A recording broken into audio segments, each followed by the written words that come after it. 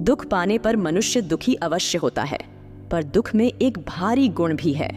वो ये है कि दुख भौतिक सुख की, सांसारिक सुख की निस्सारता दिखाता है।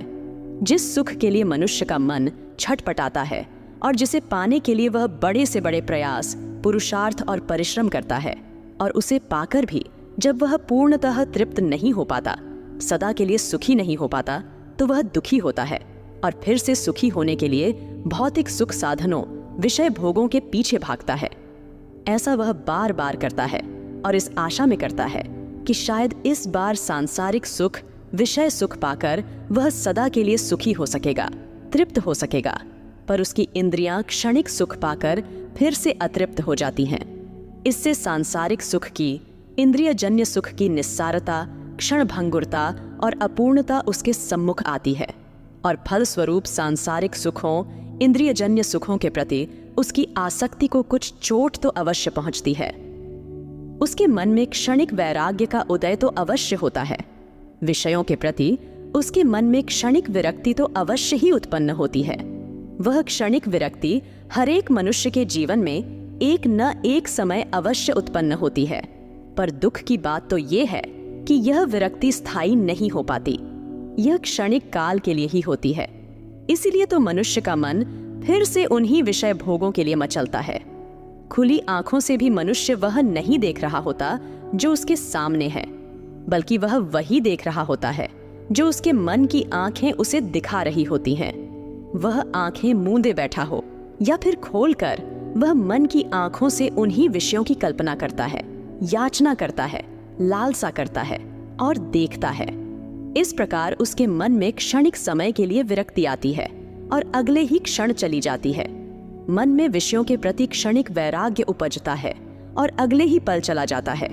जिस दौलत को, धन संपदा को पाने के लिए व्यक्ति जीवन भर लगा रहा, अंत में उन्हें छोड़कर उसे इस दुनिया से खाली हाथ ही जाना पड़ता है। यह सब हम अपनी आंखों से देखते हैं और दुखी होते हैं, और यह सोचते भी हैं कि देखो, इस दुनिया की सारी दौलत छोड़कर ही हमें एक दिन जाना होगा। अपने घर में, परिवार में, समाज में लोगों को मरते हुए देखकर भी हमें दुख होता है, और उसके साथ ही हमें क्षणिक वैराग्य आता है, क्योंकि उन्हें मरते देखकर हमें शरीर की नश्वरता, क्षणभंगुरता समझ में आती है।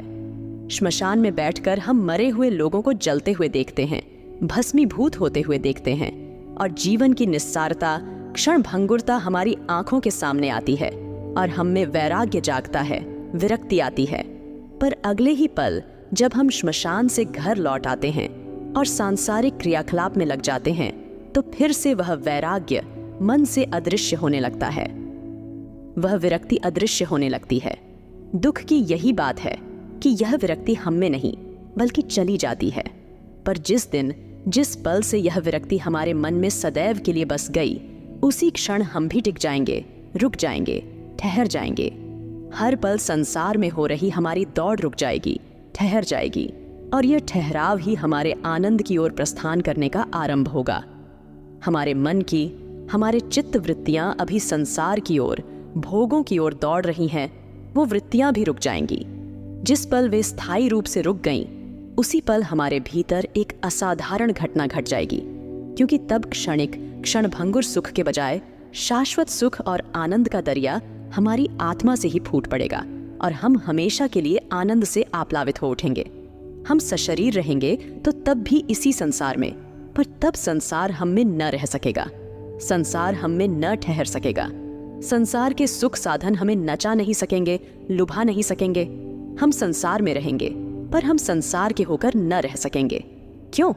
क्योंकि पल पल हमें संसार में रचाने, बसाने, घुमाने वाला मन ही ठहर चुका होगा।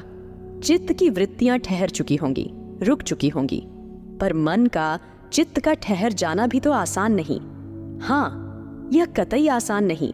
पर जब साधक अपने हृदय की गुफा में स्थित अपनी आत्मा में नित्य परमात्मा का ध्यान करता जाता है, ब्रह्म का ध्यान करता जाता है, और बिना ठहरे अविराम दीर्घ काल तक पूर्ण श्रद्धा, भक्ति, विश्वास व संयम पूर्वक जीवन जीते हुए करता है, तब चित्त की जो वृत्तियां संसार की ओर, विषयों की ओर गतिशील हैं, वे आत्मा में निरंतर परमात्मा का ध्यान करते करते ब्रह्म में ही विलीन होकर ब्रह्मरूप हो जाती है। ब्रह्म का ध्यान करने वाला चित्त जब ब्रह्म में ही मिल जाता है और तभी आत्मा में परमानंद रूपी परमात्मा हमेशा हमेशा के लिए उमड़ने लगते हैं और साधक भी सुख दुख हर्ष विषाद से परे होकर हमेशा हमेशा के लिए आनंदित हो जाता है। तब विषय भोगों के बीच होकर भी, बैठकर भी, रहकर भी साधक अभोगी होता है, अकामी होता है, क्योंकि तब वह योगी होता है। यह अवस्था ही जीवात्मा के मोक्ष की अवस्था है, आनंद की अवस्था है। इस अवस्था में न तो वह सुखी होता है न तो वह दुखी होता है, क्योंकि वह इन दोनों से परे होता है और इसलिए आनंदित होता है। अस्तु जो साधक भगवान की शरण में आकर नित्य भगवान का ध्यान करता है, उनके नाम, रूप, लीला, धाम, गुण और प्रभाव आदि का श्रवण, स्मरण, सुमिरन, कीर्तन और मनन करता है, अपने समस्त कर्मों को भगवान को अर्पित करता जाता है और अपने को भगवान के हाथों का एक यंत्र मात्र मानते हुए अपना कर्तव्य कर्म करता जाता है, वह अवश्य ही सभी प्रकार के दुखों से मुक्त होकर परमानंद को प्राप्त कर लेता है। वह परमानंद के स्रोत परमात्मा से हमेशा हमेशा के लिए जुड़ जाता है। ओम श्री परमात्मने नमः।